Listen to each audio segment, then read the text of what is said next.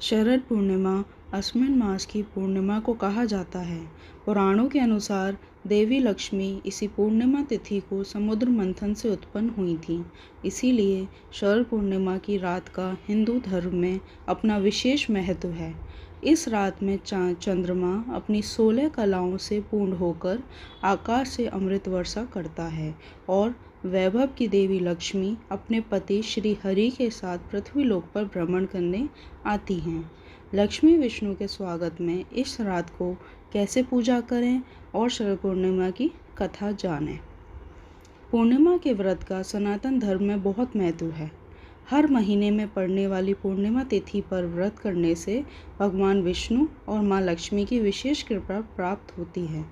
माँ लक्ष्मी और श्री हरि की इस कृपा को प्राप्त करने के लिए एक साहूकार की दोनों बेटियां हर पूर्णिमा का व्रत किया करती थीं। इन दोनों बेटियों में बड़ी बेटी पूर्णिमा का व्रत पूरे विधि विधान से और पूरा व्रत करती थी। वहीं छोटी बेटी व्रत तो करती थी लेकिन नियमों का आडंबर मानकर उनकी अनदेखी करती थी। विवाह योग्य होने पर साहूकार ने अपनी दोनों बेटियों का विवाह कर दिया। बड़ी बेटी के घर समय पर स्वस्थ संतान का जन्म हुआ। संतान का जन्म छोटी बेटी के घर भी हुआ, लेकिन उसकी संतान पैदा होते ही दम तोड़ देती है। 2-3 बार ऐसा होने पर उसने एक ब्राह्मण को बुलाकर अपनी व्यथा कही और धार्मिक उपाय पूछा। उसकी सारी बात सुनकर और कुछ प्रश्न पूछने के बाद ब्राह्मण ने उससे कहा कि तुम पूर्णिमा का अधूरा व्रत करती हो, इस कारण तुम्हारा व्रत फलित नहीं होता और तुम्हें अधूरे व्रत का दोष लगता है।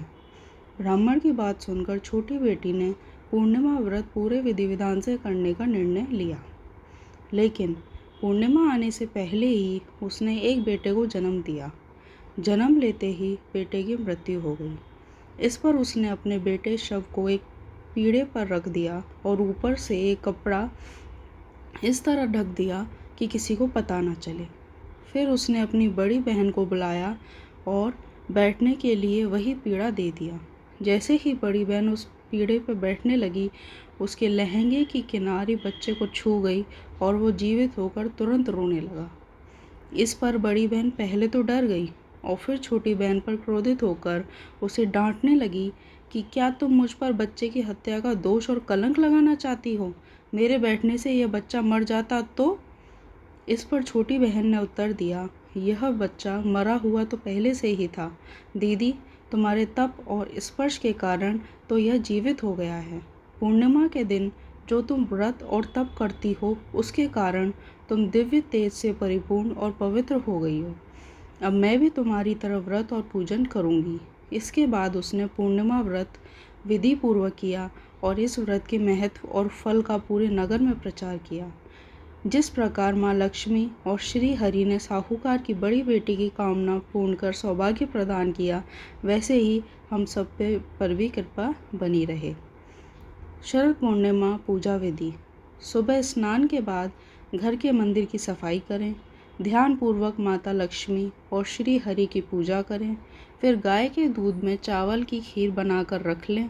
माता लक्ष्मी और भगवान विष्णु की पूजा करने के लिए लाल कपड़ा या पीला कपड़ा चौकी पर बिछाकर माता लक्ष्मी और भगवान विष्णु की प्रतिमा इस पर स्थापित करें। तांबा अथवा मिट्टी के कलश पर वस्त्र से ढकी हुई लक्ष्मी जी की मूर्ति की स्थापना करें। भगवान की प्रतिमा के सामने घी का दीपक जलाएं, धूप करें। इसके बाद गंगा जल से स्नान कराकर अक्षत और रोली से तिलक लगाएं।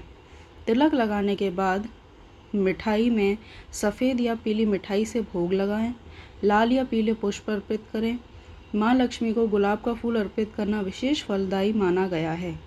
शाम के समय चंद्रमा निकलने पर मिट्टी के 100 दिए या अपनी सामर्थ्य के अनुसार दिए गाय के शुद्ध घी से जलाएं। इसके बाद खीर को कई छोटे बर्तनों में भरकर छलनी से ढककर चंद्रमा की रोशनी में रख दें। फिर पूरी रात जागते हुए विष्णु सहस्त्र नाम का जप, श्री सूत्र का पाठ, भगवान श्री कृष्ण की महिमा, श्री कृष्ण मधुराष्टक का पाठ करना चाहिए।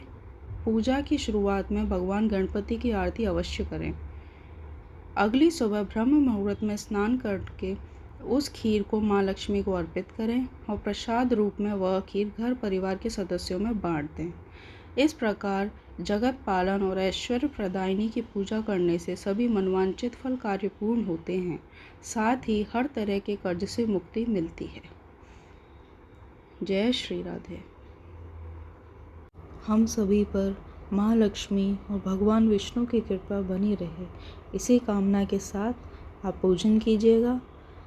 और अगर ये कहानी पसंद आई हो तो कृपा करके हमारे चैनल को सब्सक्राइब कर लीजिएगा। धन्यवाद। जय जय श्री राधे। जय महालक्ष्मी। ओम नमो भगवते वासुदेवाय नमः।